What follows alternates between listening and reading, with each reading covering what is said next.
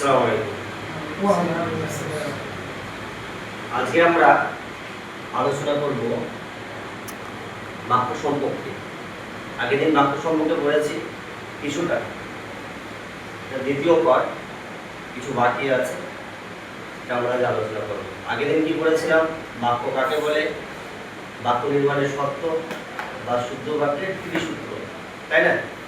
আর কি বলেছিলাম? উদ্দেশ্য কি, বিধেয় কি, এবং কি বলেছিলাম? উদ্দেশ্যের প্রসারক এবং বিধেয়ের প্রসারক। আজ পড়ব বাক্যের শ্রেণী বিভাগ। মানে আজকের পার্ট লিখতেই পারি আজকের পার্ট এই সান্ধ্য কোচিং এ আজকের পার্ট কি?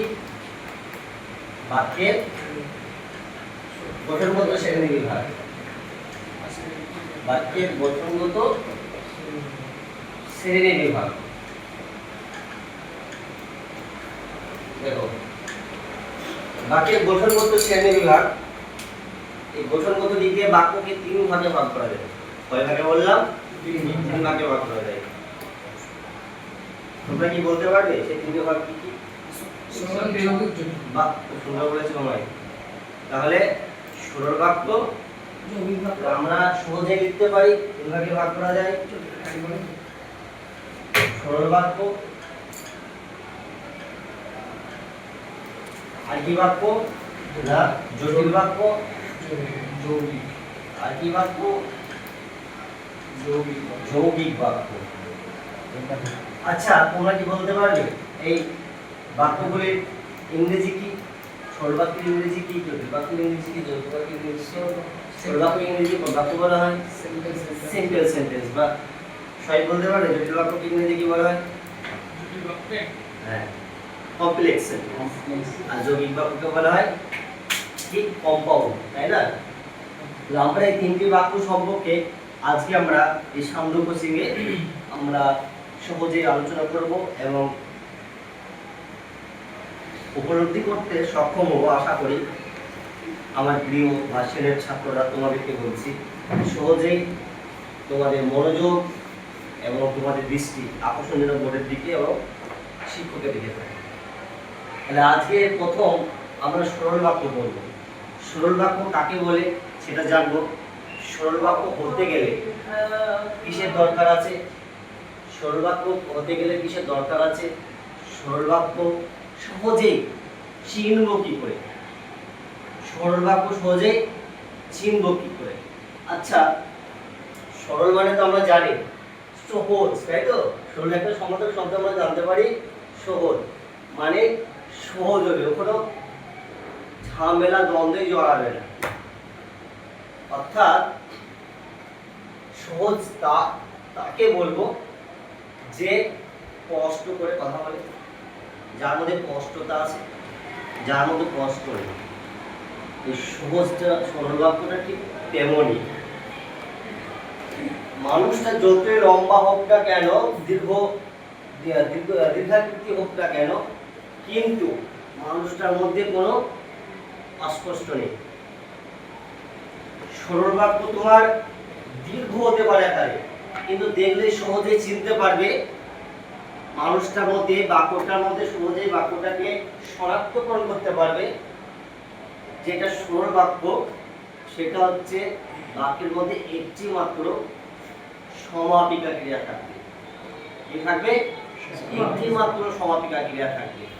সমাপিকা ক্রিয়া ফাইনাইট ভার্ব, অর্থাৎ যে ক্রিয়াটি অন্য ক্রিয়ার উপর নির্ভরশীল নয়। আচ্ছা, তোমাদেরকে আমি প্রথমে উদাহরণ দেবো। উদাহরণ থেকে আমি বুঝাবো বা আমরা আলোচনা করব যে সমাপিকা ক্রিয়া কি। যদি বলি আমি ভাত খেয়ে পড়বো।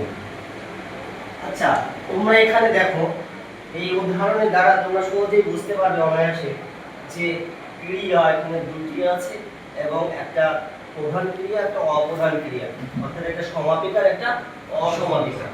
তাহলে এই সমাপিকা ক্রিয়া সবসময় যখন একটা হয়ে যাবে তখন হয়ে যাবে সরল। আগেই বলেছিলাম এই বাক্যের মধ্যে কোনো অস্পষ্টতা নেই, এই বাক্য সবসময় সহজেই কথা বলে, অর্থাৎ সমাপিকা একজন একটাই কথা বলে, এখানে দু তিনজনকে নিয়ে ঝামেলা জড়াবে না। তাহলে আমি ভাত খেয়ে পড়বো, সমাপিকা ক্রিয়া বলতে বোঝায় সেই ক্রিয়া যে ক্রিয়া, সমাপিকা ক্রিয়া হচ্ছে সেই ক্রিয়া,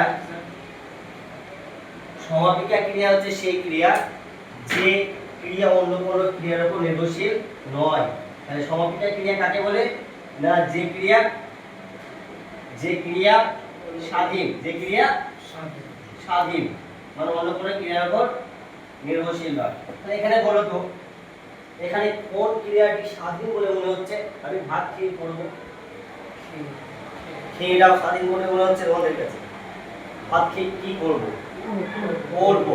আমি ভাত খেয়ে পড়বো, পড়বোটা কি কারোর উপর নির্ভরশীল নয়, কিন্তু ভাত খেয়ে তারপর দেখবে একটা আকাঙ্ক্ষা থেকে যাচ্ছে, যেটা বাক্য নির্মাণের কি বলেছিলাম, বাক্য নির্মাণের শর্ত বলেছিলাম। ভাত খেয়ে, অর্থাৎ এই খেয়েটা যদি কার উপর ডিপেন্ড করছে?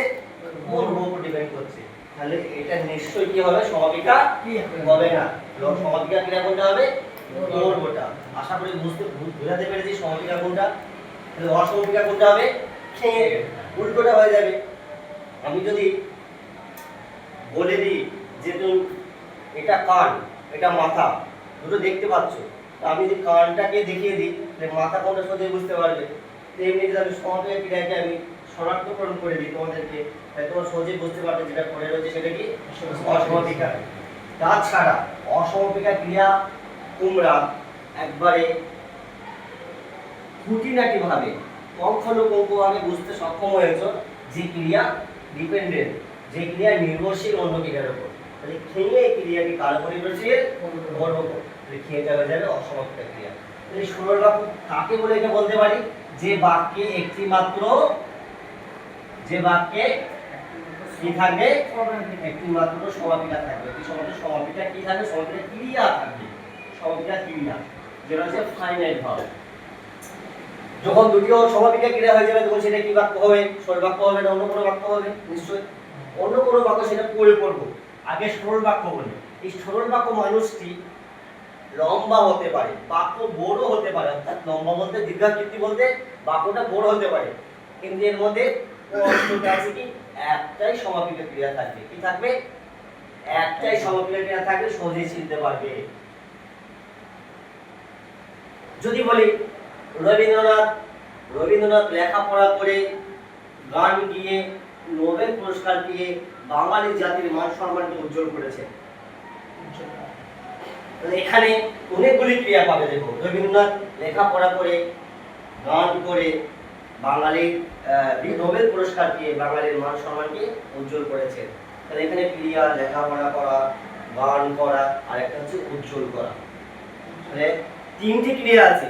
এখানে বাক্যটা কত বড় বলো তো? মানুষ কত বড় লম্বা, লম্বা তো অনেক বড় বাক্য, কিন্তু তবু সরল বাক্য কেন? একটি মাত্র সমাপিকা ক্রিয়া উজ্জ্বল করেছে, এটা আছে, তাই না? তাহলে সমাপিকা ক্রিয়া একটাই থাকলে কি হয়ে যাবে? সেটা সরল বাক্য হয়ে যাবে। আশা করি সরল বাক্য বিষয়টা বুঝতে পেরেছো। ঠিক আছে, তাহলে তোমরা সরল বাক্য কাকে বলে লিখে নাও, সমাপিকা ক্রিয়া কাকে বলে লিখে নাও, অসমাপিকা ক্রিয়া কাকে বলে লিখে নাও। সমাপিকা ক্রিয়া যে বাক্য স্বাধীন, যে ক্রিয়া স্বাধীন। সমাপিকা ক্রিয়া বাক্য না, সমাপিকা ক্রিয়া হবে।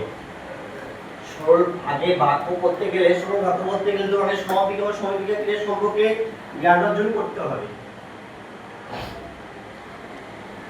তো অসমাপিকা ক্রিয়া যে বাক্য স্বাধীন নয়, যে ক্রিয়া অন্য কোনো ক্রিয়ার উপর নির্ভরশীল, স্বাধীন নয়। বাক্য বড় হলেই মানে যে সরল বাক্য হবে না এমন কি নয়। সরল বাক্য বড় হতে পারে, কিন্তু সবসময় যেটা খুঁজবে সেটা হচ্ছে সমাপিকা ক্রিয়াকে নজর রাখবে।